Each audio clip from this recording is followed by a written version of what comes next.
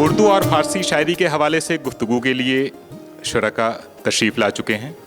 मैं आप हजरात से गुजारिश करता हूँ कि स्टेज पर तशरीफ़ लाएँ। मोहतरम शरीफ हुसैन कासमी साहब, आप फ़ारसी ज़बान व अदब के स्कॉलर की हैसियत से हिंदुस्तान में ही नहीं, हिंदुस्तान से बाहर भी अपना एक मुनफरिद मकाम रखते हैं। आप दिल्ली यूनिवर्सिटी में फ़ारसी के उस्ताद रह चुके हैं। मोहतरम चंद्रशेखर साहब दिल्ली यूनिवर्सिटी में फ़ारसी के उस्ताद हैं।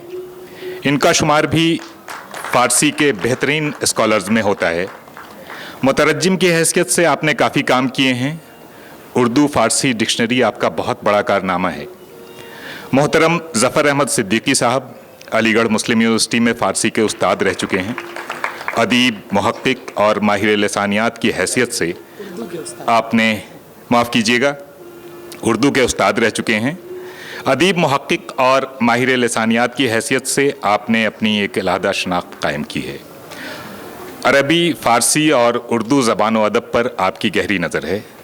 प्रोफेसर सिराज अजमली, आप भी अलीगढ़ मुस्लिम यूनिवर्सिटी में उर्दू के उस्ताद हैं।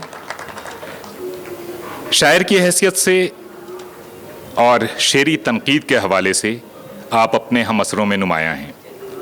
दरख्वास्त है प्रोफेसर सिराज अजमली से कि गुफ्तगू का आगाज़ फरमाएँ। सिराज अजमली साहब, शुक्रिया। फ़ारसी और उर्दू के दरमियान इत्तेहाद और इफ्तिराक की सूरतें क्या कॉमन है और क्या अलग है दोनों ज़बानों में, और क्या इसकी विरासत है, इस हवाले से गुफ्तगू करने के लिए आज उलमा मौजूद हैं हमारे सामने।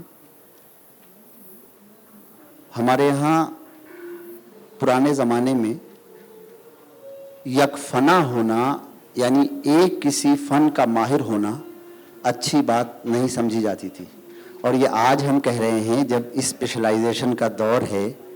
डॉक्टर जो होता है, वो जो हड्डियों का डॉक्टर होता है वो आँख का इलाज नहीं कर सकता, और जो दर्द सर का इलाज करता है वो दर्द जिगर का इलाज नहीं कर सकता, अगर हम उर्दू फ़ारसी की इस्तिलाहात का इस्तेमाल करें तो। ऐसे दौर में ऐसी शख्सियत कि जिसकी रसाई 3-4 ज़बानों और मुतअद्दिद उलूम तक हों, अगर ऐसी शख्सियत हमें मैसर आए तो हम खुशकिस्मत समझेंगे ख़ुद को। प्रोफेसर ज़फ़र अहमद सिद्दीकी अलीगढ़ मुस्लिम यूनिवर्सिटी के शोबा उर्दू में उस्ताद हैं, लेकिन अरबी और फ़ारसी उर्दू ही की तरह, अहले ज़बान की तरह, ये तीनों ज़बानें वो बोल सकते हैं, लिख सकते हैं, इजहार ख़याल कर सकते हैं, और इनकी गहराई तक उतर के उनसे माना के लालो गौहर निकाल सकते हैं। अभी जब गुफ्तगू करेंगे तो आप मुलाहिज़ा करेंगे। प्रोफेसर ज़फ़र अहमद सिद्दीकी इसके अलावा इस्लामियात और इस्लामी उलूम के भी माहिर हैं। रोज़ी तो ये उर्दू से कमाते हैं, लेकिन इसके अलावा जो इनके इल्मी शगफ़ और इनके मुताले के मामलात हैं वो बहुत दूर तक है। प्रोफेसर शरीफ हुसैन कासमी बड़े असातिज़ा में शामिल हैं हिंदुस्तान के, और हिंदुस्तान और ईरान और वो तमाम जगहें कि जहाँ फ़ारसी बोली और समझी जाती है और जहाँ फ़ारसी अदबियात का मुताला करने वाले लोग हैं, वहाँ प्रोफेसर शरीफ हुसैन कासमी को क़द्र और इज़्ज़त और मंज़िलत की निगाह से देखा जाता है। हिंदुस्तानी मुतून और हिंदुस्तानी फ़ारसी के मुतून और तसव्वुफ़ से मुताल्लिक़ मुतून को तरतीब दे के शाया करने का एक बड़ा कारनामा और बहुत तवील, गोया ये जो हज़रात मेरे इस तरफ बैठे हुए हैं, इनकी जो खिदमात हैं अदबी और कलमी, उसकी उम्र अगर मैं गलत नहीं कह रहा हूँ तो निस्फ सदी को मुहीत हैं, यानी 50 बरस से ये लोग सिर्फ वही काम कर रहे हैं, लिखने पढ़ने का। अब आप सोचें, ऐसे बड़े लोग जब मौजूद हों, हमारे यहाँ जो बड़े मुतून हैं, सैरुल मनाजिल फ़ारसी की बहुत ज़बरदस्त किताब है, उसे मुरत्तब करके शाया किया हमारे शरीफ हुसैन कासमी साहब ने। बेदिल मिर्ज़ा अब्दुल कादिर बेदिल जो हिंदुस्तान का शायर है, और बेदिल अज़ीमाबादी कहलाता है, यानी उसका ताल्लुक़ बिहार से है।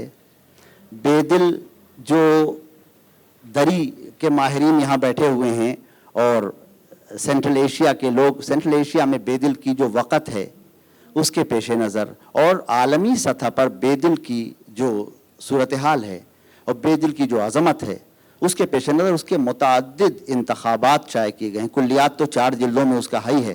کلیات دیکھ کے ڈر لگنے لگتا ہے. ایک شخص اپنی 60 70 80 سال کی عمر میں اتنے سارے شعر کہہ سکتا ہے جن کو ہمیں پڑھنے کے لیے وقت چاہیے. بہت بڑی بات ہے. ہمارے قاسمی صاحب نے بے دل کے 2 انتخابات بہت اہتمام سے شائع کیے ہیں اور ایک انتخاب ایران سے بھی آپ کا بے دل کا انتخاب شائع ہوا ہے. اس کے علاوہ ابھی جب گفتگو کریں گے تو آپ کو اندازہ ہوگا، میں بہت زیادہ تعارف میں وقت نہیں ضائع کرنا چاہتا. پروفیسر چندر شیکھر ہمارے بڑے بھائی ہیں اور دلی یونیورسٹی کے شعبہ فارسی کے صدر ہیں، اور ہمارے شریف حسین قاسمی صاحب کے بعد کی نسل کے نہایت قابل قدر اسکالر اور عالم کی حیثیت سے عالمی سطح پر دنیا بھر میں ان کی شہرت ہے. لفظ اور لفظ کی ماہیت اور لفظ کے بطن میں اتر کے معنی کی جہتوں کو کھنگالنا اور تلاشنا ان کا امتیازی وصف ہے. ڈکشنری کے پروجیکٹ پر کام کر رہے ہیں، ابھی آپ کو بتایا گیا. لندن اسکول آف اکنامکس میں لفظ کی ماہیت اور خاص طور سے پس انحطاط، یعنی یہ جو کیا کہلاتا ہے وہ ٹرمینالوجی، وہ جو ہے کہ پوسٹ ڈاؤن فال جو صورتحال ہے، اس صورتحال پر بھی بہت تفصیلی خطاب اور لیکچر دے کے تشریف لائے ہیں. اس کے علاوہ انہوں نے بھگوان داس ہندی کی کتاب حدیقہ ہندی کو مرتب کر کے شائع کیا ہے. میرۃ الاصطلاح اور وقائع اسد بیگ اور مجموع الافکار، یہ کتابیں انہوں نے مرتب کر کے شائع کی ہیں. اس کے علاوہ راگ درشن جو خوشحال خان کلاوند کی تصنیف ہے، اس کو آصف جاہی دور کا یہ رائٹر ہے، اس کی کتابوں کو انہوں نے اس کی کتاب کو شائع کیا ہے. گویا ہمارے ہاں یہ جو اس وقت آفتاب و ماہتاب بیٹھے ہیں، ان کی نگاہ اردو اور فارسی اور اردو اور فارسی کے اتحاد اور اردو اور فارسی زبان کے تعلق ان پر بہت گہری ہے.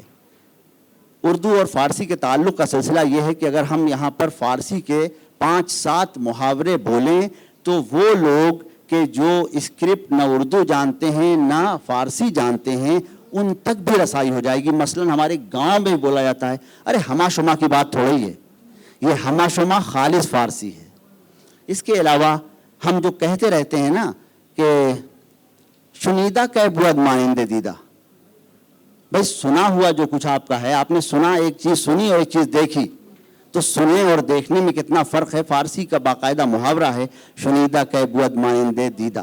باقی خدا حافظ اور یادش بخیر اور اس طرح کی چیزیں یہ تو لائن لگی ہوئی ہے. اس طرح فارسی آج تک ہمارے یہاں ہماری تہذیب میں اور ہندوستانی تہذیب پر اپنا اثر رکھتی ہے. لیکن بہرحال جو آغاز کا سلسلہ ہے وہ ہم کلاسیکی دور سے شروع کرتے ہیں، اور کلاسیکی دور میں ہندوستان اردو کا آغاز ابھی بتایا گیا آپ کو. ہندوستان میں جنمی، ہندوستان کی مٹی میں اس کی پرورش و پرداخت ہوئی، ہندوستان میں ہی اس نے کمال حاصل کیا. تو خالص ہندوستانی ہونے کے باوجود ہندوستانی علاقوں، سوال یہ بھی کیا جاتا ہے کہ اردو پر فارسی کے اثرات کیوں ہیں، ہندوستان کے اثرات کیوں نہیں ہیں. اس موضوع پر بھی ہمارے ظفر احمد صدیقی نے بہت تفصیل سے اور بہت عمیق مطالعے کے ساتھ توجہ کی ہے. میں چاہتا ہوں کہ گفتگو کا آغاز اسی حوالے سے ظفر احمد صدیقی صاحب فرمائیں. پروفیسر ظفر احمد صدیقی.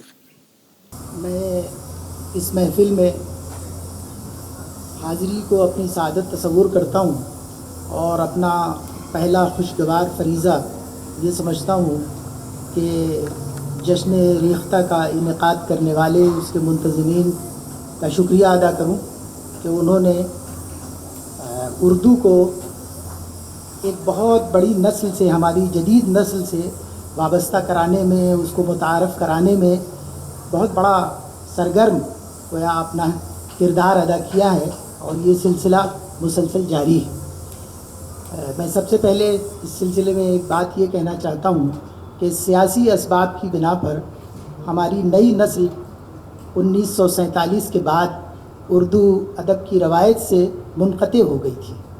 یہ بہت ہی خوشگوار، حیرت آمیز تجربہ ہے کہ وہ نسل اب اردو کو محسوس کر رہی ہے. کسی چیز کو پڑھنا، درجے کے اندر سیکھنا ایک الگ چیز ہوتی ہے، اور اس کی تاثیر کو، اس کی شیرینی کو، اس کی لفظیات کو، اس کی ادبیات کو محسوس کرا دینا، یہ ایک بہت بڑا کارنامہ ہے جو جشن ریختہ کے ذریعے کئی سال سے مسلسل انجام دیا جا رہا ہے۔ تو اس شکریہ کے بعد سراج صاحب نے جو سب سے پہلی بات کہی، اور وہ یہ کہ اردو کے بارے میں عام طور سے یہ تصور کیا جاتا ہے یا بطور اعتراض کہ یہ کہا جاتا ہے کہ کیا اردو ہندوستانی زبان ہے یا فارسی عربی کے اثرات کی وجہ سے بعض لوگوں کا خیال ہے کہ یہ غیر ملکی زبان ہے۔ تو اس کے بارے میں چند مختصر سی باتیں عرض کرنی ہیں سب سے پہلے، اور وہ یہ کہ انسانوں کی طرح زبانوں کا بھی شجرہ نسب ہوتا ہے، اس کا خاندان ہوتا ہے، سلسلہ نسب ہوتا ہے، اور وہ کیسے پتہ چلتا ہے کسی زبان کے بارے میں کہ اس کا تعلق کس خاندان سے ہے؟ تو جو ماہرین لسانیات ہیں ان کا یہ فیصلہ ہے کہ کسی زبان کے خاندان کا اگر آپ کو پتہ چلانا ہو تو 4 بنیادی چیزیں ہیں جن سے کسی زبان کے خاندان کا پتہ چلتا ہے۔ ایک تو اس کے افعال، اٹھنا بیٹھنا، کھانا پینا، آنا جانا۔ دوسری چیزیں ہوتی ہیں اس کی ضمیریں، میں، تم، ہم، آپ، انہوں نے، جنہوں نے۔ تیسری چیزیں ہوتی ہیں اس کے حروف، جیسے سے، کو، تک، پر۔ تو اس سے یہ پتہ چل جاتا ہے کہ یہ زبان کس خاندان سے تعلق رکھتی ہے۔ تو اردو کے جتنے افعال ہیں سب ہندوستانی، اٹھنا بیٹھنا، سونا جاگنا، سب ہندوستانی۔ اسی طرح اس کی جتنی ضمیریں ہیں، میں، ہم، آپ، اس میں نہ کہیں عربی کا استعمال ہوتا ہے نہ فارسی کا استعمال ہوتا ہے، یہ سب کی سب ہندوستانی ہیں۔ اسی طریقے سے یہاں سے وہاں تک، تو اس کے اندر سے ہو، تک ہو، یہ جتنے حروف ربط کہلاتے ہیں، اور طبع طبائی اس کو حروف معنویہ کہتے ہیں، یہ سب کے سب خالص ہندوستانی۔ تو اس کے ذریعے سے یہ بات ثابت ہو جاتی ہے لسانیات کی روح سے کہ اردو خالص ہندوستانی زبان ہے، اس لیے کہ اس کے افعال سب ہندوستانی، اس کی ضمیریں ہندوستانی، اور اس کے حروف جتنے ہیں وہ ہندوستانی ہیں۔ تو یہاں سے یہ بنیادی بات طے ہو جاتی ہے کہ اردو کا تعلق ہندوستان سے ہے، اور اس کا شمار ہندوستان کی جدید ہند آریائی زبانوں کے درمیان ہوتا ہے۔ جس طرح کشمیری، پنجابی، سندھی، گجراتی، یہ مختلف ہندوستان کی، بنگالی، یہ جدید ہند آریائی زبانیں ہیں، انہی میں سے ایک اردو بھی ہے جس کو جدید ہند آریائی زبانوں میں شریک اور شامل سمجھا جاتا ہے۔ یہ پہلا گویا نقطہ تھا جس سے آغاز گفتگو کیا گیا سراج صاحب کی فرمائش۔ بہت بنیادی گفتگو فرمائی ہمارے ظفر احمد صدیقی صاحب نے، اور شجرہ نسب کے حوالے سے ہندوستانی الاصل ہونا اردو کا بہت آسانی کے ساتھ ہمارے سامعین کے ذہنوں میں تک منتقل فرما دیا۔ بہت شکریہ۔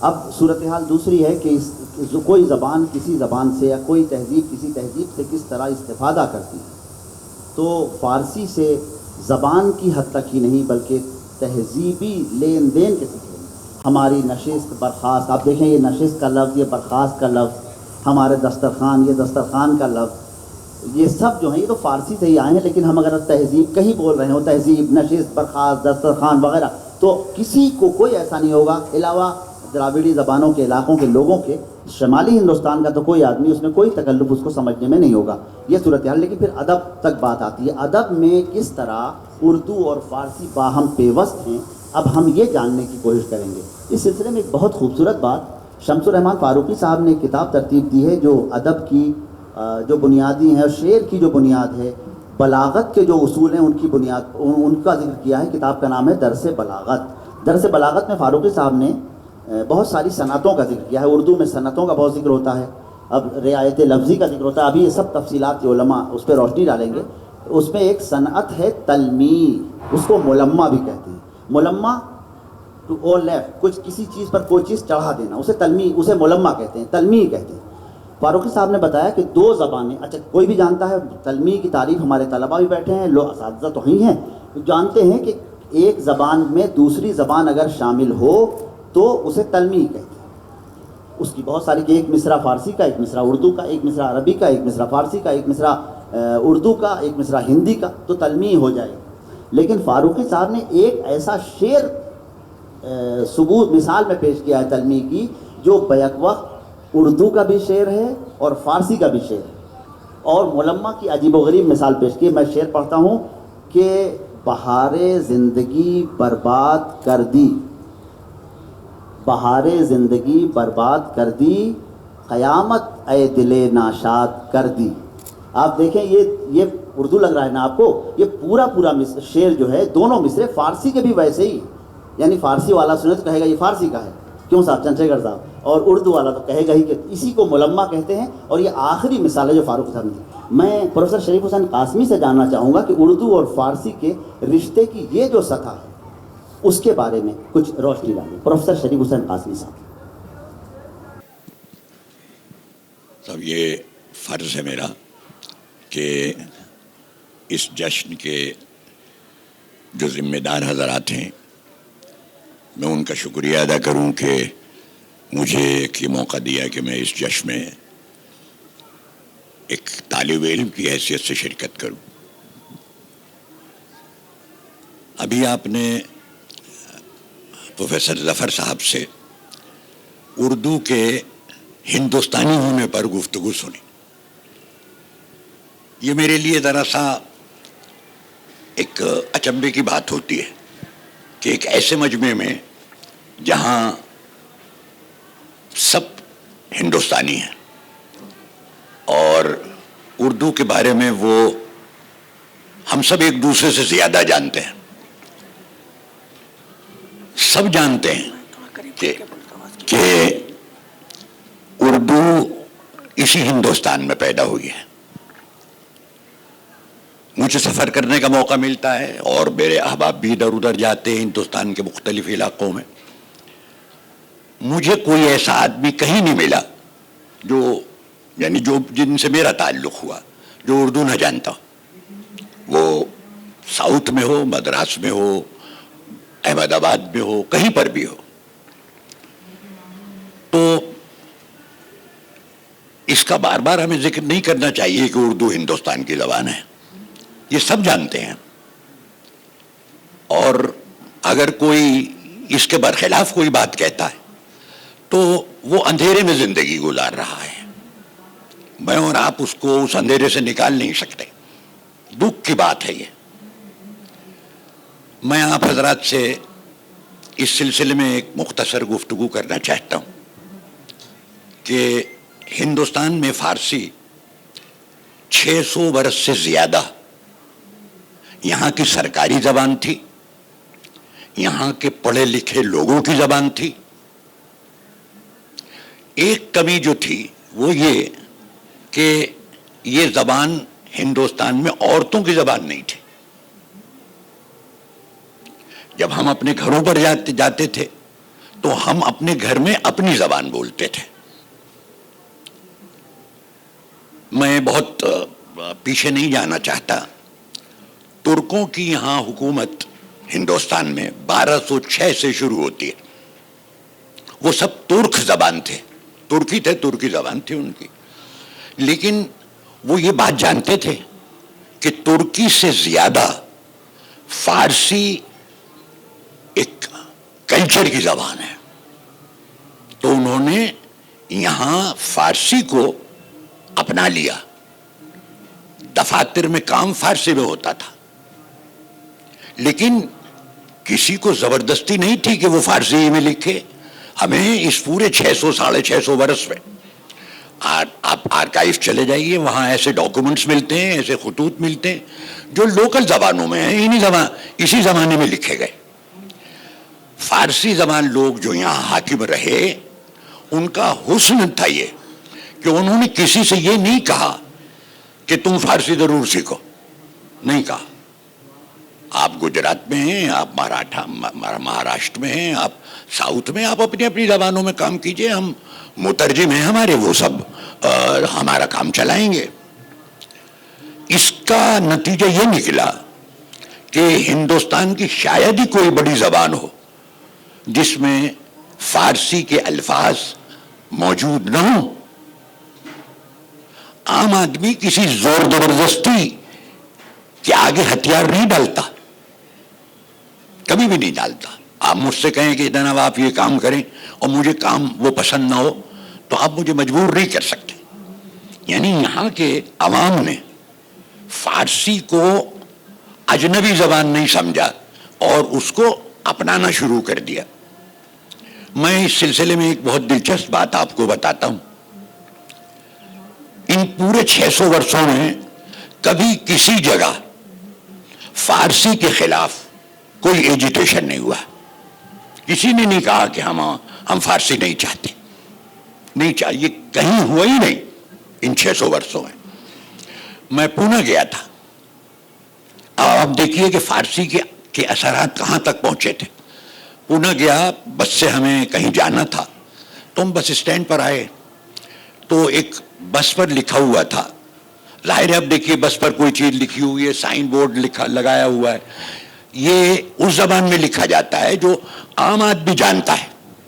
تو میں نے ایک بس پر لکھا ہوا دیکھا، نیما ڈیلیکس. اب آپ دیکھیے نیما یہ فارسی کا لفظ ہے اور یہ مراٹھی زبان میں استعمال ہوتا ہے. بس بیٹھ گئے ہم، بس میں اب آگے بڑھے تو ایک چھوٹا سا کمرہ آیا سڑک پر، بس وہاں رک گئی. اس پر لکھا ہوا تھا زکات ناکا چنگی.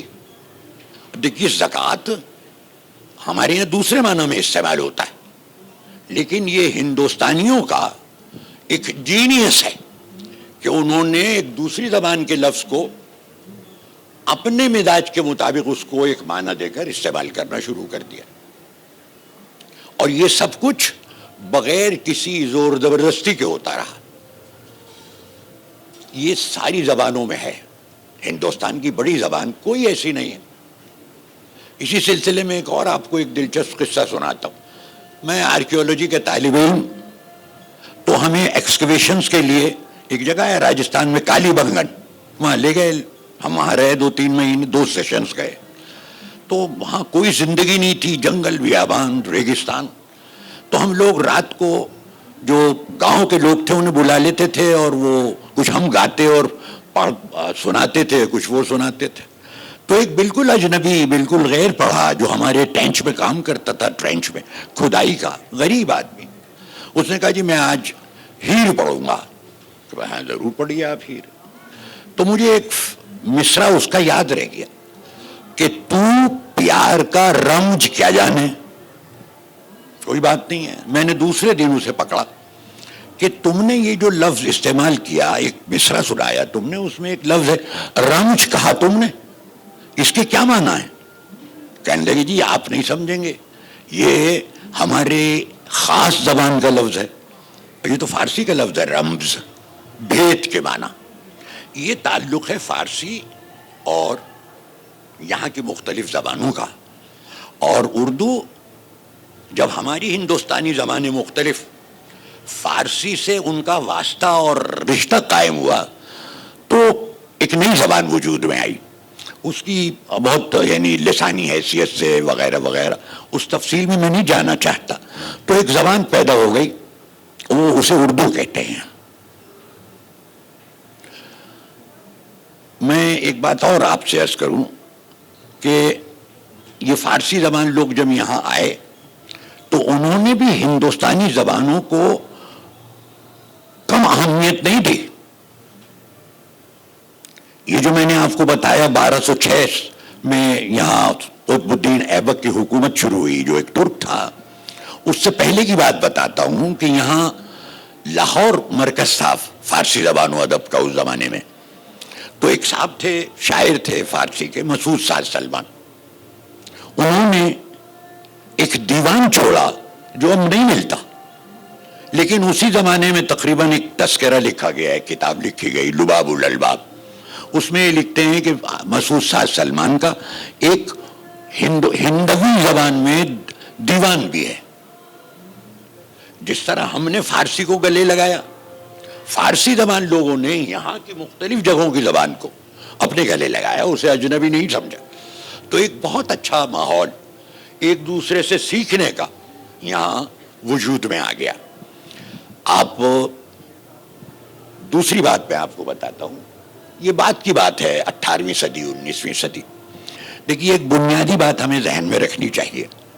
ہمارے یہاں پاٹھشالائیں ہوتی تھیں، مدرسے ہوتے تھے، وہاں پڑھنے جاتے تھے بچے ہمارے. 18ویں صدی تک ہمیں کوئی ایسا ثبوت نہیں ملا کہ ان مدرسوں میں اردو پڑھائی جاتی تھی. نہیں ہمارے پاس کوئی ثبوت نہیں.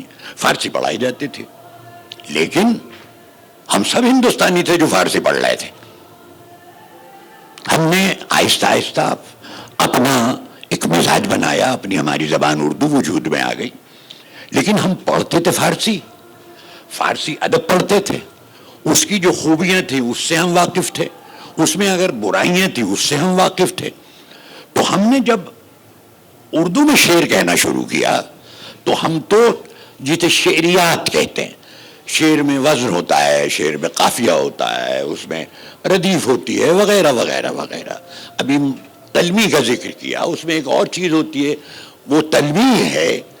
یہ سب ہم نے فارسی زبان سے سیکھے تھے, اور جب ہم نے اردو میں شروع کیا شاعری اپنی, تو وہ سب کچھ جو ہم نے فارسی ادب اور فارسی شاعری کے بارے میں سیکھا تھا وہی اردو میں ہم نے اپنا لیا. تو ایک ایسا رشتہ ہے اردو اور فارسی کے درمیان, شاعری میں بھی اور نثر میں بھی, جو بہت نزدیک ہے ایک دوسرے سے, اور اسے الگ نہیں کیا جا سکتا. آج مہاراشٹر میں, گجرات میں, پنجابی میں غزلیں کہی جاتی ہیں. یہ جتنی اصناف سخن ہے اردو میں آپ دیکھیے, مشکل سے آپ کو کوئی نئی صنف سخن ملے گی. قصیدہ ہے, ربائی ہے, مثنوی ہے, یہ ساری چیزیں ہم نے فارسی ادب سے سیکھی ہیں. لیکن ہم نے ایک اور کام کیا. دیکھیے, ہندوستانی نقل کرتا ہے اور نقل ہی سے چیز آگے بڑھتی ہے. ہم نے نقل کیا, لیکن ہمارا ملک اور ہمارے لوگ جینیس ہے, انہوں نے نقل کیا ان کو, لیکن جو خود اپنی ٹیلنٹ تھی, جو خود وہ جانتے تھے, اس کو بھی اس میں شامل کیا. اور یہاں سے ایک بعض چیزیں فارسی شاعری اور اردو شاعری میں ایک اختلاف کا موضوع بھی بنتا ہے, اس پر بھی ہم گفتگو کریں گے. پروفیسر شریف حسین قاسمی صاحب, آپ کا بہت شکریہ. آپ نے بہت بنیادی نوعیت کی باتیں کی, اور دوران گفتگو یہ بھی فرمایا کہ فارسی زبان شمالی ہندوستان میں بطور خاص سرکاری زبان بھی تھی, جلسوں کی زبان بھی تھی, علمی زبان بھی تھی, مردوں کی زبان بھی تھی, لیکن عورتیں اس سے وہ عورتوں کی زبان نہیں تھی.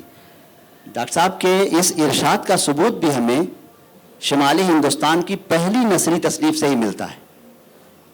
شمالی ہندوستان کی پہلی نثری تصنیف کا نام ہے کربل کتھا, جو اصلاً ترجمہ ہے روضۃ الشہداء کا, جو میر حسین واعظ الکاشفی نے لکھا تھا. موضوع اس کا ہے یہ محرم کی مجلسیں. محرم میں 10 دن مجلسیں ہوتی ہیں. مجلسوں میں کئی طریقے ہوتے ہیں. پہلے تو ذکر ہوتا تھا, ایک اور طریقہ کتاب لے کے ایک شخص پڑھے اور سب سنے, اس کو اصطلاح میں حدیث خوانی کہتے تھے. اس کے علاوہ مرثیوں کا سلسلہ تو ہے ہی ہے. تو واعظ الکاشفی کی تصنیف روضۃ الشہداء پڑھی جاتی تھی, لیکن عورتیں اس سے خاطر خواہ فائدہ نہیں حاصل کر پاتی تھیں.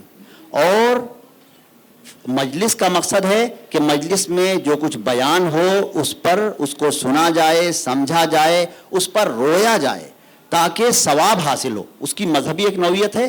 امام حسین کے غم میں باقاعدہ آنسو بہائے جائیں, تب جا کے اسے ایک اصطلاح ہے, وہ بھی اصطلاح فارسی زبان میں ہے, معال مجلس کہتے ہیں.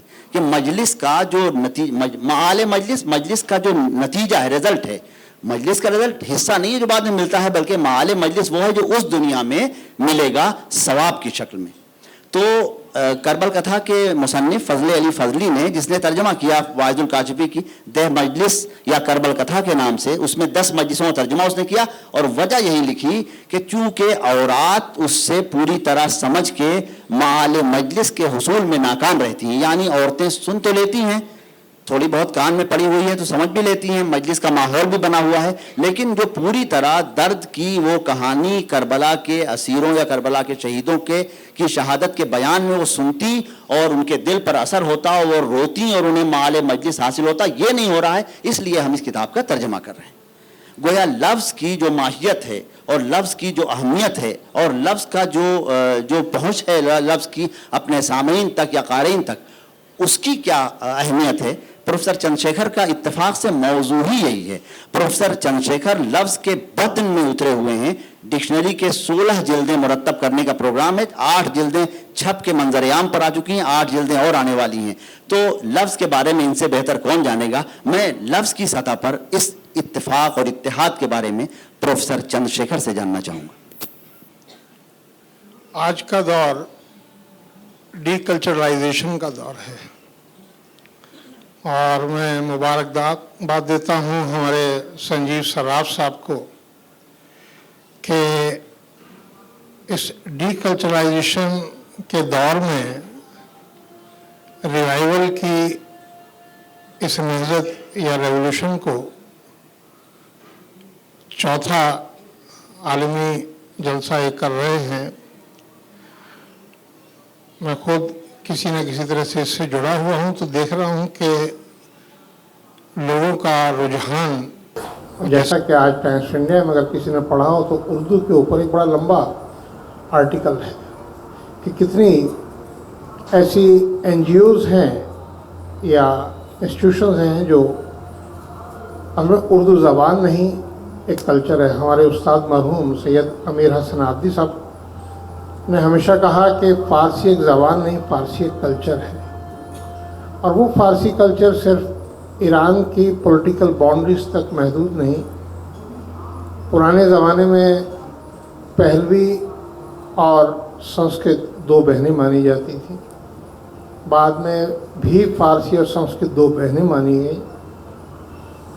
इस ज़िम्न में आप लोगों ने अब्दुल रहीम खानान का नाम सुना होगा कि उसने अपने मुंशी को कह रखा था कि अगर कोई ब्राह्मण किसी काम से पैसा मांगने आ जाए तो उसको दे दे। तो एक पंडित जी आए, उन्होंने पूछा कि सिपह सालार हैं? नहीं। उन्होंने कहा कि नहीं, वो तो मुहिम पे गए हैं, कि उनसे कहिएगा कि उनकी भगनी की शादी है, कुछ पैसा चाहिए।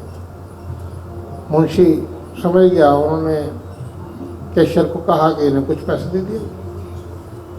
जब खानान मुहिम से वापस लौटे तो पूछा कि आपके एक साहब आए थे, वो कह रहे थे कि मैं आपका साड़ू भाई हूँ। कह रहे हाँ। तो उन्होंने क्या कि वो तो पंडित जी थे और आप तुर्कमन हैं। कह रहे अरे बेवकूफ़, तुम्हें पता नहीं कि फारसी संस्कृत दोनों बहनें, तो हम दोनों साड़ू हैं। तो इन ज़बानों का रिश्ता बहनों का है। आज भी अगर आप बंदराबास चले जाएं तो वहाँ मंदिर हैं। गंगावर में सरस्वती का नंबर अनाहिता के नाम से है। मुराद मेरी ये कि ये एक विशाल जो संस्कृति का क्षेत्र है, उसमें डीकल्चरलाइजेशन या चेंजेस पॉलिटिकल उसकी वजह से होते रहे, लेकिन लोगों की रगों में जो संस्कृति बैठी हुई है, कल्चर बैठा हुआ है, उसको किसी तरह से नहीं निकाल सकते। मेरी बेटी ने ना फ़ारसी पढ़ी ना उर्दू पढ़ी। आज मैं सुबह चलने लगा तो मैंने कहा मुझे देर हो रही है, चले जाने दो। क्या आप खामखाई जो है जल्दी कर रहे हो? तो मैं एकदम चौंका। मैंने कहा क्या कहा? क्या खामखाई जल्दी कर रहे हो? तो पूछा उससे, मैंने कहा खामखा वर्ड क्या है? ये वर्ड है खा प्लस मा खा, खा चाह मा खा मत चाह। तो जैसे अभी उस्ताद ज़फ़र सिद्दीकी साहब ने फरमाया कि अफ़आल जो हैं, जो वर्ब हैं, वो एक मेन हिस्सा होते हैं किसी भी लैंग्वेज को पहचान। हम जानते हैं कि जो फ़ारसी की वर्ब है, जो उसके मज़दर हैं, जो उसके धातु रूप हैं, वो ना पे इस्तेमाल होते हैं। रफ्तन, खुर्दन, दीदन, बारीदन। संस्कृत से ही हिंदी में या उर्दू में ना इस्तेमाल होता है। हमने फ़ारसी अफ़आल का ख़रीदन से ख़रीदना कर लिया। ख़रीदन से ख़रीदना कर लिया। बक़ौल मरहूम त्रिलोचन शास्त्री जी के पहले ख़रीद लेना कहते थे, उसके बाद वो धीरे धीरे बिगड़ के ख़रीद करना हुआ। ख़रीद करने से वो कर लफ्ज़ भी बुरा लग रहा था तो उठा के सिर्फ ख़रीदना रह गया। तो ये ताल्लुक़ आपस का था, चूँकि दोनों इंडो ईरानियन लैंग्वेजेस की एक शाख हैं और इसमें ये तब्दीलियाँ वक्त ब वक्त होती रहीं। कोई बड़ा एक बात से मैं हल्का सा इख्तलाफ करूँगा अपने असातिज़ा से कि ख़वातीन ने फ़ारसी नहीं सीखी। बार्ज़ माज़रत, हम जानते हैं कि बड़े अवाइली दौर से मुसलमान हुक्मरानों ने यहाँ की ख़वातीन से शादियाँ की। ज़ाहिरी बात है, वो तो फ़ारसी जानती नहीं थी, तो आपस में ज़बान ना जानने के बाद भी गुफ्तगू तो होती होगी।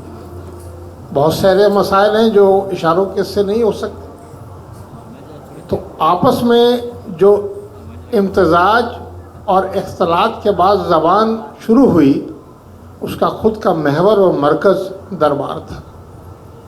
हम जानते हैं कि मसूसा सलमान का डॉक्टर साहब ने ज़िक्र किया, उसके बाद अमीर खुसरो का ज़िक्र है। दवल्लानी खिज़र ख़ान एक मशहूर मसनवी है अमीर खुसरो की, उसमें देवलदई का नाम दवल्लानी हुआ। दुवल का मतलब होता है दौलत का प्लूरल, गवर्नमेंट्स। खुसरो ने कहा कि देवल में देव का लफ्ज़ इस्तेमाल है और देव के मीनिंग राक्षस के होते हैं, वो अच्छा नहीं होता, इसलिए इसका नाम दुवल कर दिया जाए। उसने ये नहीं सोचा कि देवल का मतलब देवालय यानी मंदिर भी होता है। बहरहाल मैं किसी मंदिर मस्जिद के झगड़े में नहीं पड़ना चाहता यहाँ। मुराद ये कि ख़वातीन के ज़रिए उन्होंने फ़ारसी सीखी, उनकी कनीज़ों ने फ़ारसी सीखी और ज़बान का एक नया अंदाज़ शुरू हुआ खुद दरबारों से। यही वजह है कि मुग़लों के आते आते कितने ही देखिए कि अशार में कहीं ना कहीं ख़वातीन का ज़िक्र मिलता है। फ़िरोज़ शाह तुगलक की बीवी खुद गुजरी थी और हिसार का जो महल है उसमें गुजरी महल आज भी है। उसी की डिमांड पर 6 नहरें रावी और सतलुज से निकाल कर वहाँ तक पहुँचा दी गई, जिसका उठा के देखिए आप जोधाबाई पिक्चर देख चुके हैं, तो उस राजपूतनी को फ़ारसी थोड़ी आती थी। एक चीज़ जो बड़ी कम शायद ज़िक्र आता है, नादिर शाह की एक बीवी राजपूतनी थी जिसे पहले कनीज़ के तौर पर काबुल पहुंचाया गया था। उसका नाम बाद में सितारा हुआ और वो तमाम राजपूतनी होते हुए भी उसने उनको दिए और वो पहुंचते पहुंचते यहाँ तक पहुँचे। ये बाकायदा मैं नहीं कह रहा है, इसका पूरा एक नावल, एक पूरी किताब तारीख़ की ट्रांसलेटेड उर्दू में अवेलेबल है, फ़ारसी में पढ़ने की ज़रूरत नहीं। हैदराबाद से छपी है, 1897 में मिलती है। मुराद ये कि फ़ारसी और उर्दू या हिंदुस्तानी ज़बानों का ताल्लुक़, चाहे वो पहले हिंदवी रही, रेख्ती रही, औरतों के नाम से रेख्ता रही। अभी परसों जसराज साहब कह रहे थे कि मुझे नहीं पता था कि रेख्ता भी उर्दू की ही एक फॉर्म है। क्या करे, बेचारी पहले गिरी पड़ी थी। जब फ़ारसी को हटाया गया तो धीरे धीरे उसका नाम हिंदुस्तानी से उर्दू हुआ। और आज जो ये तंबू लगे हुए हैं, ये खुद खेमे की शक्ल में एक उर्दू गाह है। उर्दू गाह का मीनिंग ही मिलिट्री एनकैम्पमेंट होता है। तो ये डीकल्चराइजेशन का दौर है। मैं अभी हमारे दोस्त अजमली साहब से जिक्र कर रहा था कि फ़ारसी के लफ्ज़ों में हिंदुस्तानी अनासर जो हिंदुस्तानियों ने भरे हैं वो इस कदर ज़्यादा हैं कि ईरानियों को अपनी फ़ारसी समझ नहीं आती है। हम आप इस्तेमाल करते हैं लफ्ज़ साजिश, कॉन्स्पिरेसी के, लेकिन अगर इसके रूट में जाएं तो लफ्ज़ का जो धातु रूप है वो है साख्तन। साख्तन का मीनिंग होता है बनाना। साजिश का लिटरल मीनिंग होता है एकॉर्ड, समझौता। जब हम कॉन्स्पिरेसी करते हैं तब भी आपस में समझौता कर लेते हैं। तो ऐसे ऐसे मानी हम लोगों ने, जिसे आज लोग इंग्लिश को हिंग्लिश कह रहे हैं, फ़ारसी को हमने सिर्फ ऐसे बना दिया हिंदुस्तानी फ़ारसी, हमने उसका वर्ड नहीं बिगाड़ा। اور اس کو ایک تہذیب کے دائرے میں رہنے دیا. اس طرح کے ایسے لفظ جو آپ اٹھتے بیٹھتے سوتے بولتے ہیں, معاف کیجیے گا کافی حضرات شاید پنجاب سے بیٹھے ہوئے ہیں یہاں پہ, کوئی پنجابی کی گالی, خود لفظ پنجاب فارسی کے شروع نہیں ہوتا. کوئی بھی پنجابی کی گالی اٹھا لیجئے جو معاف کیجیے گا مغلظات میں شامل ہوتی ہے. بڑے ہلکے لفظ ندیدہ, جس نے دیکھا نہ ہو, دیدن سے معنی ہم نے بدل دیے.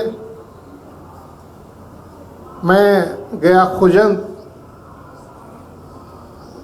تاجکستان میں, تو ایک صاحب جو مجھے لینے آئے تھے ان سے میں نے حال پوچھا تو انہوں نے اپنے لفظ سے پہلے کہا من کمینے شمام. اب ہم لفظ استعمال کرتے ہیں کمینے کہہ دیں تو اور چاٹا پڑے کسی کا ذریعے, وہاں پہ بندے اور غلام اور میں آپ کا خادم ہوں اس لیے استعمال ہوتا ہے. تو ہم نے کمینے کے معنی اپنے حساب سے دیے. مادر کے ساتھ کتنی کتنی گالیاں پنجابی میں جڑ دیں. تو فارسی ایسی رگوں میں گھسی ہوئی ہے. اور تو سب چھوڑ دیجئے, رامائن میں تقریباً 250 لفظ فارسی کے ہیں.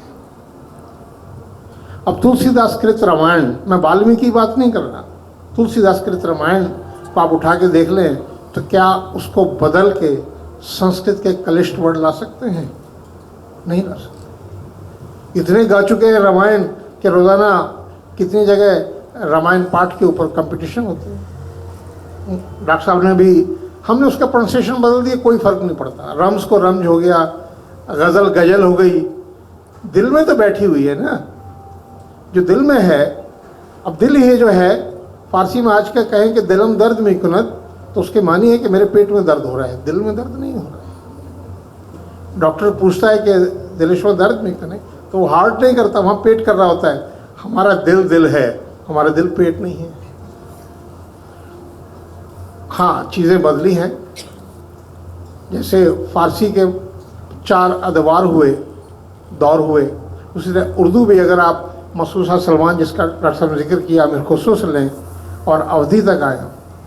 عبد الواحد بالگرامی کی کتاب ہے حقائق ہندی, اس نے کرشن پد اور وشنو پد اہل اسلام کو سکھانے کے لیے شروع کیا. اس میں وہ شعر لکھتا ہے جس کے فارسی کے اردو معنی ہیں کہ لفظ ایک سمندر ہے, اس میں جو پانی ہم معنی کی شکل میں ڈالیں, ارتھ کی شکل میں ڈالیں, میننگ کی شکل میں ڈالیں, اس کو ایکسیپٹ کرنا ہماری طرح ہے. اسی طرح جیسے دودھ میں ہم پانی ملا کے اسے دودھ بنا دیتے ہیں. یہ ہمارا ذہن ہے کہ ہم کہتے ہیں کہ نہیں, اس معنی کے میننگ یہ نہیں ہو سکتی. آپ میں سے کتنے ہی لوگ ایک لفظ استعمال کرتے ہیں دلیل. دلیل کے لٹرل میننگ, لغوی معنی ہے رہنمائی کرنا, راستہ دکھانا. تو جو ہم کہتے ہیں دلیل دو, تو راستہ ہی دکھاتا نہیں.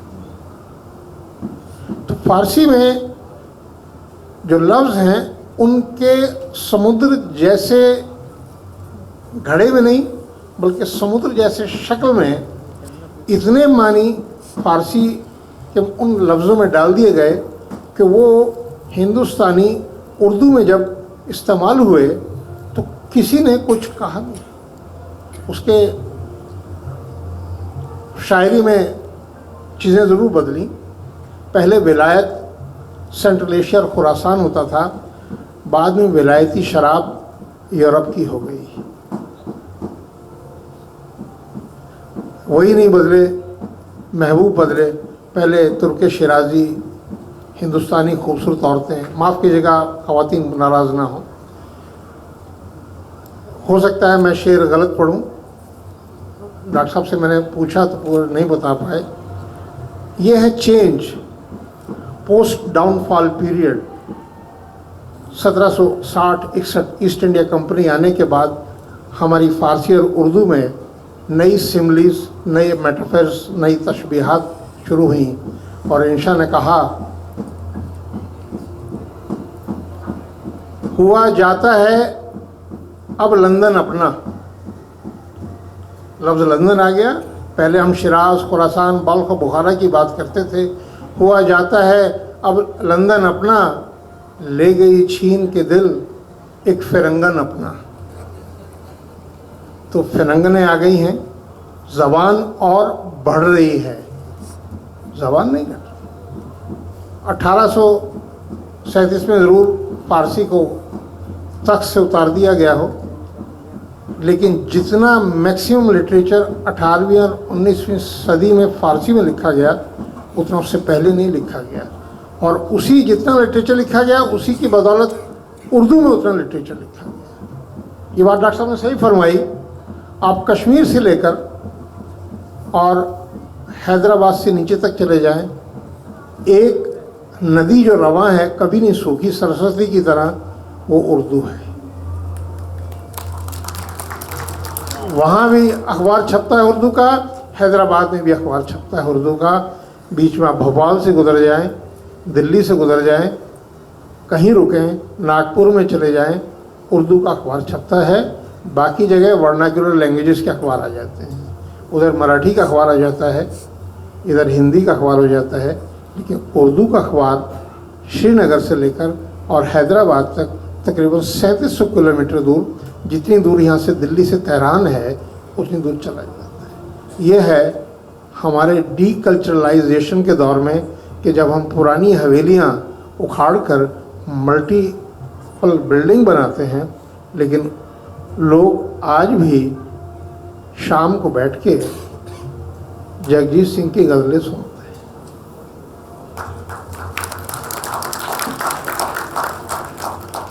بہت شکریہ ڈاکٹر صاحب، آپ نے تو بہت عمدہ گفتگو، اور خاص طور سے جو میں نے لفظ کی ماہیت والی بات کی تھی اس میں کیا خوبصورت دلائل دیے.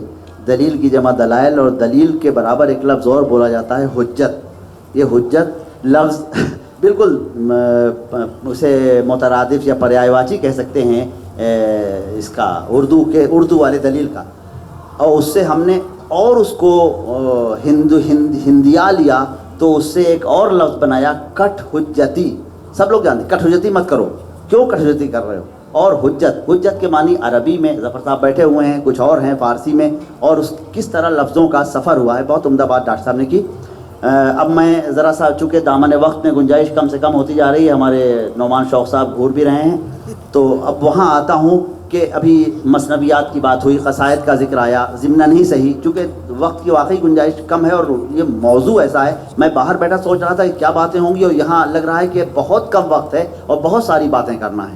تو جملہ اصناف سخن جو ہیں کلاسیکی، ان کی نمائندہ، ان میں سب سے مابہل امتیاز، سب سے سربلند و سرفراز جو صنف ہے وہ ہے صنف غزل. اور غزل میں جس طرح فارسی داخل ہوئی ہے وہ عجیب و غریب ہے. ہم ایک مصرع اگر پڑھیں تو اس میں ایک شعر پڑھ دیں تو اس میں 2-3 فارسی کی ترکیبیں آئیں گی، اور ایسی ترکیبیں جن کو آپ سب جانتے ہوں گے. دل ناداں تجھے ہوا کیا ہے، دل ناداں فارسی کا تو ہے، یا اس طرح کے بہت سارے مصرے ہیں.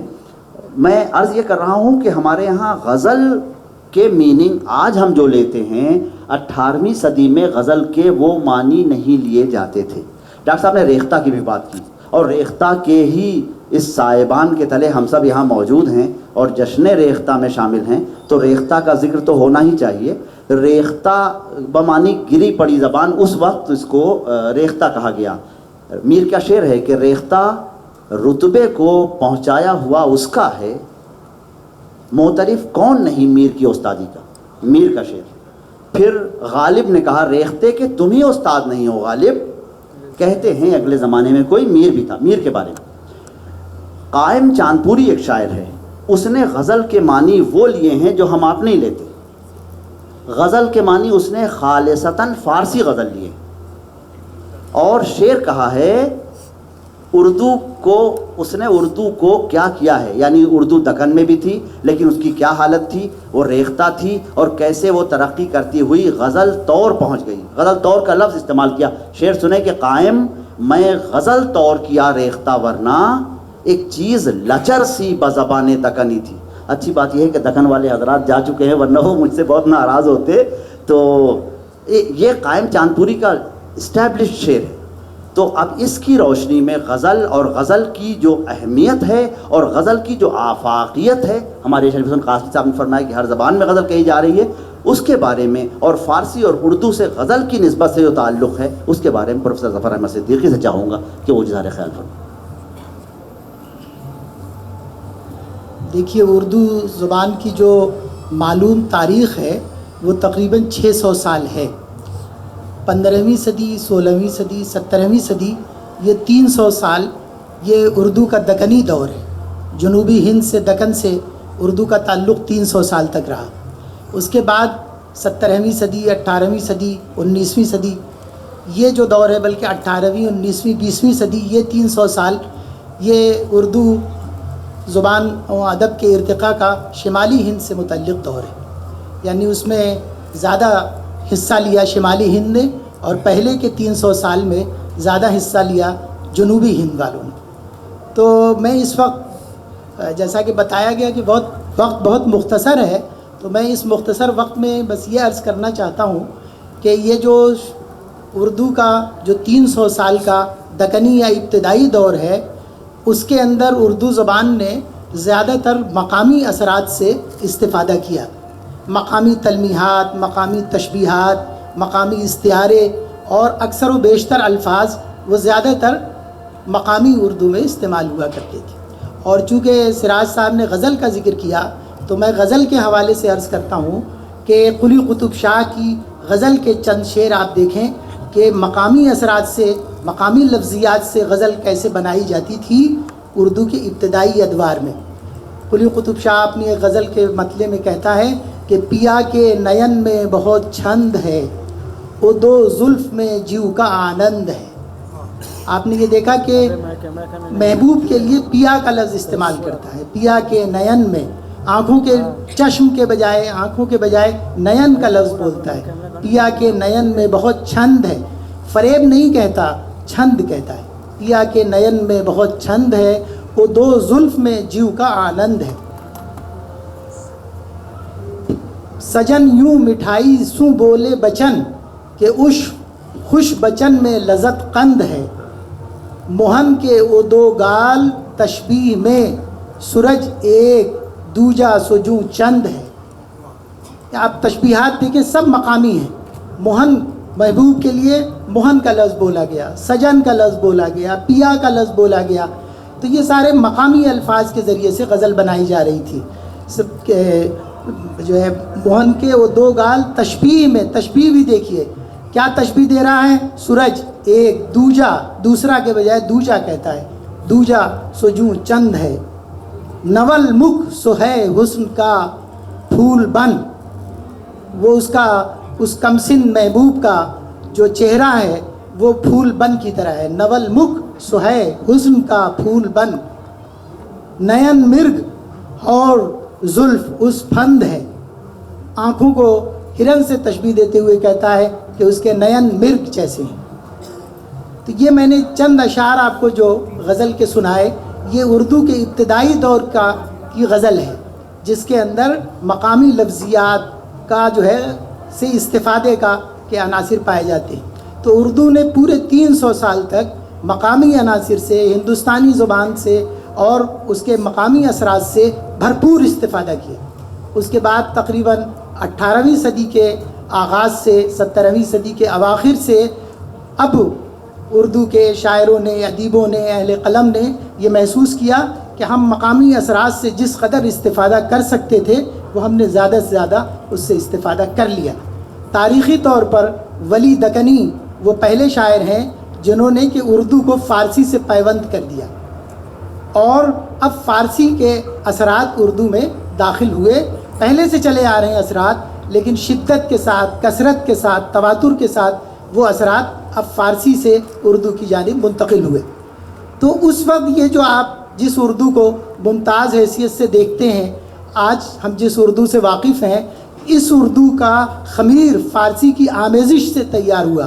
جس طرح ایک درخت کی شاخ کو دوسری شاخ سے جوڑ کر ایک نیا جو ہے ذائقہ اس سے پیدا کرتے ہیں، اسی طریقے سے جب اردو زبان یہ فارسی سے پیوند ہوئی اور اس سے اس کا رشتہ استوار کیا گیا، تو اردو زبان اس کی قلب ماہیت ہو گئی، اس کا انداز بیان تبدیل ہو گیا، اور اس غزل کے بجائے اب جو غزل ولی دکنی نے کہی، ان کی غزل ہے روح بخشی ہے کام تجھ لب کا، دم عیسیٰ ہے نام تجھ لب کا۔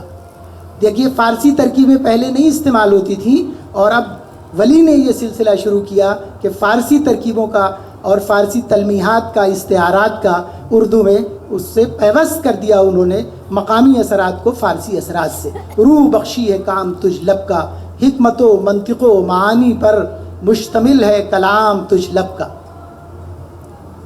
رگے یاقوت کے قلم سے لکھیں خط پرستاں پیام تجھ لب کا۔ اب یہ زبان تبدیل ہو گئی، پھر اسی زبان کا ارتقاء ہوتا ہے۔ اب یہ جو اردو زبان ہے جس کی شناخت ہے فارسی کے بغیر، اب اس کی شناخت قائم نہیں ہوتی۔ اس میں جو فارسی زبان کی تاریخ تقریباً 1000 سال کی ہے، اس فارسی زبان میں جو نفاست ہے، جو نزاکت ہے، جو لطافت ہے، وہ سب کی سب اردو نے فارسی سے کشید کر لی، اور اب اس کا انداز بیان بالکل تبدیل ہو گیا۔ جس سر کو غرور آج ہے یا تاجوری کا، کل اس پہ یہی شور ہے پھر نوحہ گری کا، آفاق کی منزل سے گیا کون سلامت، اسباب لٹا راہ میں یا ہر سفری کا، زندہ میں بھی شورش نہ گئی اپنے جنوں کی، اب سنگ مداوا ہے ساشفتہ سری کا۔ یہ میر کیا اشعار ہے، میر ولی سے میر تک پہنچتے پہنچتے زبان دیکھی کیا سے کیا ہو گئی۔ اور پھر علامہ اقبال تک آتے آتے بلکہ غالب کے بھی چند اشعار سن لیں، دل سے تیری نگاہ جگر تک اتر گئی، دونوں کو ایک نگاہ میں رضامند کر گئی، اور کون جیتا ہے تیری زلف کے سر ہونے تک۔ اور پھر غالب نے تو فارسی کو ایسا اردو میں آمیز کیا کہ ایک بالکل نیا اسلوب پیدا کر دیا، اور وہ اسلوب انہوں نے خاص طور پر قصائد میں استعمال کیا ہے، اور اردو کو بالکل فارسی کے ہم رنگ بنا دیا۔ اور یہ اردو کی خصوصیات میں سے ہے کہ جب چاہے وہ سہل و سادہ زبان استعمال کر لے، اور جب چاہے وہ فارسی آمیز زبان استعمال کر دے۔ بے کسی ہائے بے دلی ہائے تماشا کہ نہ عبرت ہے نہ ذوق، بے کسی ہائے تمنا کہ نہ دنیا ہے نہ دین، لاف دانش غلط و نفع عبادت معلوم، درد یک ساغر غفلت ہے چے دنیا و چے دین۔ یہ ایسا اسلوب ہے جس میں اردو کا کوئی لفظ مقامی آنے نہیں پا رہا ہے، یہ اس کی طاقت ہے، اور یہ اس کے پاس جو مختلف اسالیب ہیں ان اسالیب کا یہ نمونہ ہے۔ اور پھر علامہ اقبال، ان کے اشعار آپ دیکھیں، ہر طرح کے ان کے یہاں اشعار ملتے ہیں، اور یہ اردو کی خصوصیات میں سے ہے کہ اس کو مقامی لفظوں سے کوئی بیر نہیں، جب چاہے وہ مقامی لفظ استعمال کر لے، جب چاہے وہ فارسی کا لفظ استعمال کر لے، اور جب چاہے وہ عربی کا لفظ استعمال کر لے۔ پھر چراغ لالا سے روشن ہوئے کوہ دمن، مجھ کو پھر نغموں پہ اکسانے لگا مرغ چمن، پھول ہیں صحرا میں یا پریاں قطار اندر قطار، اودے اودے نیلے نیلے پیلے پیلے پیرہن، پانی پانی کر گئی مجھ کو قلندر کی یہ بات، تو جھکا جب غیر کے آگے نہ تن تیرا نہ من۔ تو من بھی استعمال کر سکتا ہے، تن بھی استعمال کر سکتا ہے، کہ یہ فارسی کی دین ہے اردو کو، اور یہ خصوصیات میں سے ایک بات ضمناً یہ کہنی تھی کہ جب اردو کو فارسی سے پیوست کیا گیا تو فارسی کی ایک پرانی تاریخ ہے، اور وہ تو پرانی تاریخ یہ ہے کہ جب ایران اسلامی مملکت کا حصہ بنا حضرت عمر رضی اللہ تعالیٰ عنہ کی خلافت کے زمانے میں، تو فارسی زبان و ادبیات کا سلسلہ موقوف ہو گیا، رک گیا، اور پھر تقریباً 300 سال کے بعد فارسی زبان و ادب کا اثر نو احیاء اور ارتقاء ہوا۔ اس وقت عربی میں بنو عباس کا دور رائج تھا، اور عربی شاعری کا رواج تھا، لہٰذا فارسی نے عربی طرز کے اوپر قصائد فارسی میں لکھے گئے، غزلیں لکھی گئیں، اور جس طرح اردو نے فارسی سے استفادہ کیا، بین ہی اسی طریقے سے فارسی نے عربی سے استفادہ کیا۔ عربی الفاظ اور عربی جو ہے وہ گویا لفظیات اور ان کی تلمیحات، استعارات، وہ سب عربی سے لیے۔ تو جب اردو نے فارسی سے اپنے آپ کو پیوست کیا تو اس کو دو طرح کے ذخائر مل گئے۔ ایک طرف وہ عربی کے تمام الفاظ جو فارسی میں داخل ہو گئے تھے وہ سرمایہ بھی اس کو مل گیا، اور دوسری طرف جو سرمایہ خود فارسی کا خالص تھا وہ بھی اس کو مل گیا۔ تو اس طرح اردو نے بیک وقت عربی و فارسی دونوں سے استفادہ کیا، لیکن اس کا عربی سے استفادہ وہ فارسی کے واسطے سے ہے۔ تو میں اس پوری گفتگو کو سمیٹتے ہوئے یہ کہنا چاہتا ہوں کہ اردو زبان کا جو امتیاز ہے وہ امتیاز صرف مقامی لفظیات میں نہیں ہے، مقامی استعارات تشبیہات میں نہیں ہے، بلکہ فارسی و عربی ان سب سے استفادے میں ہے. اور اس کی سب سے خاص بات اس کا توسع ہے. اس میں ہر رنگ موجود ہے، ہندی رنگ بھی موجود ہے، فارسی رنگ بھی موجود ہے، عربی بھی رنگ موجود ہے. بہت شکریہ ظفر صاحب. اب وقت بالکل نہیں رہا اور ابھی ہمارے جو سامعین معزز بیٹھے ہوئے ہیں، ہم چاہیں گے ان کے ساتھ بھی ایک انٹریکشن ہو، کچھ ایک دو سوالات ضرور کریں. لیکن اس سے پہلے ہم جلدی سے ایک تو غالب اقبال کی اور غالب کی کیا کیا مثالیں ڈاکٹر صاحب نے دی ہیں اور کیا عمدہ اشعار سنائے ہیں. غالب کا کے بہت سارے اشعار ایسے ہیں جس میں پورا مصرع فارسی کا، بوئے دل بوئے گل نالے دل دودے چراغ محفل، جو تیری بزم سے نکلا سو پریشان نکلا، یا شمار صبح مرغوب بتے مشکل پسند آیا. اس میں صرف آیا اردو کا ہے، باقی سب فارسی کا.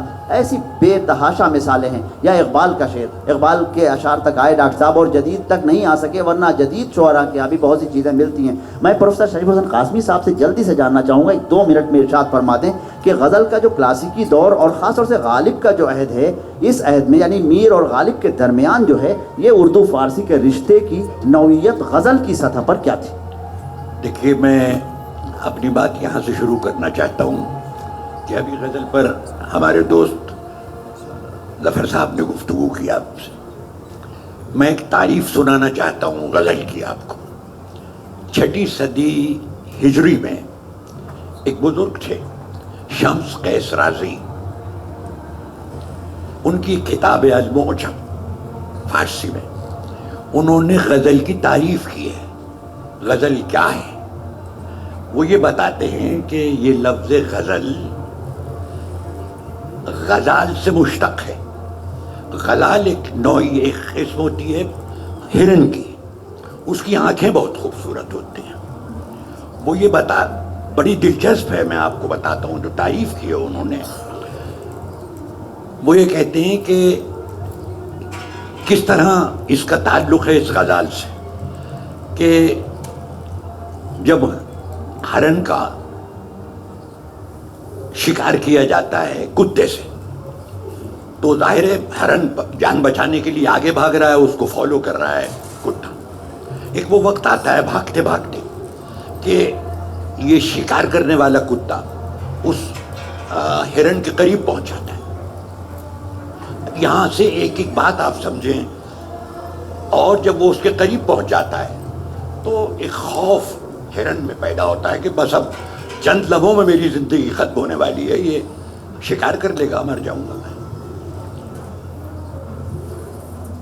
جب وہ یہ بتاتے ہیں کہ اس وقت میں جب وہ بالکل یہ محسوس کرتا ہے کہ یہ اب میری زندگی ختم ہونے والی، خوف سے اس کے منہ سے کچھ آوازیں نکلتی ہیں، وہ نہایت مترنم ہوتی ہیں.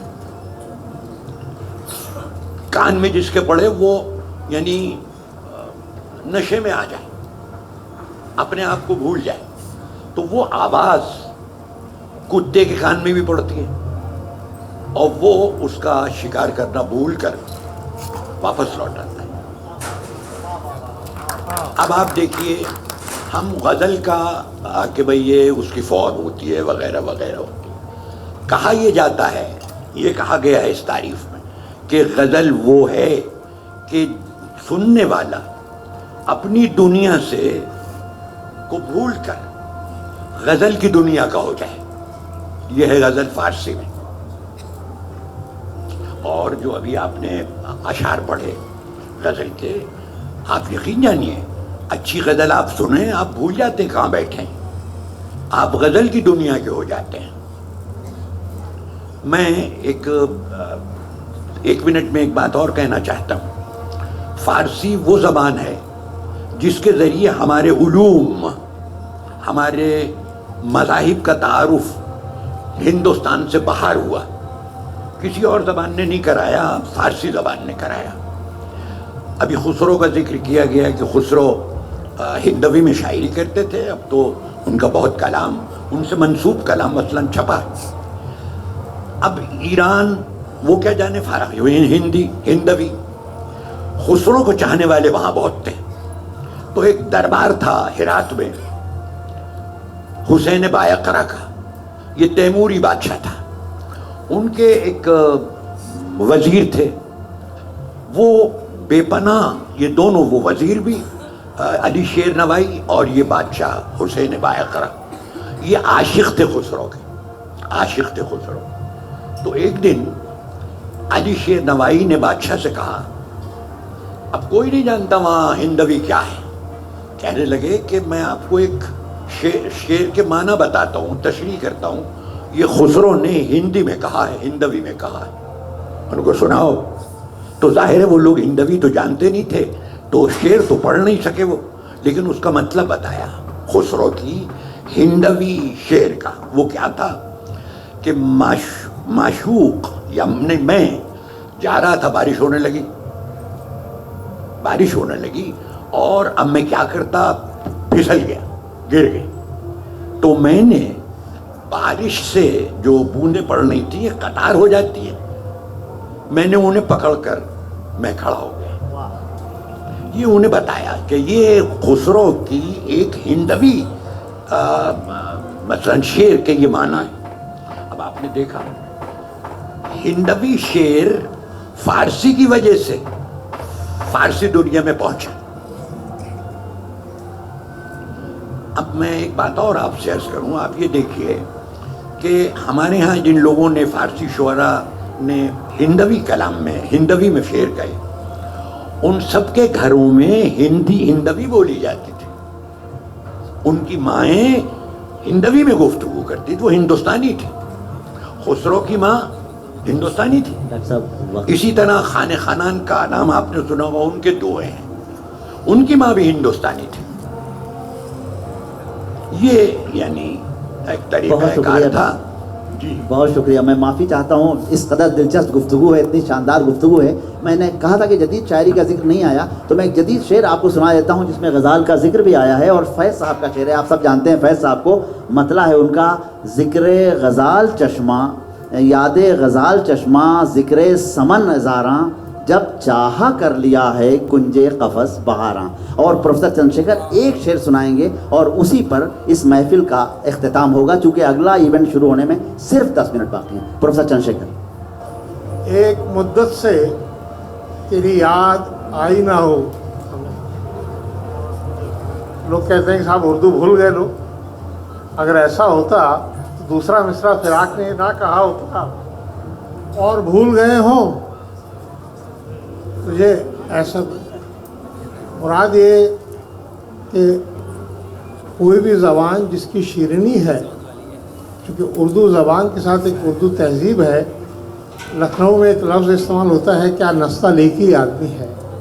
سجاوٹ جو اردو کے ذریعے ہے وہ اپنی جگہ الگ ہے. فارسی نے جو اس میں رنگ بھرے ہیں, اور ڈاکٹر صاحب نے ذکر کیا 13 ماسا یا 12 ماسا, ہندوستانی عناصر کی وجہ سے ہی فارسی شاعری میں داخل.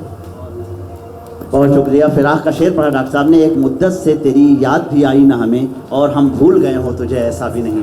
آپ حضرات, اور ایک لفظ استعمال کیا نستعلیق. میں اپنے ان نستعلیق سامعین اور جناب سنجیو صراف دونوں کا شکریہ ادا کرتا ہوں, اور اسی کے ساتھ اس جلسے کے اختتام کا اعلان کرتا ہوں. انٹریکشن انشاءاللہ. اللہ آپ کو سلامت رکھے. پھر کبھی. خدا حافظ. بہت شکریہ.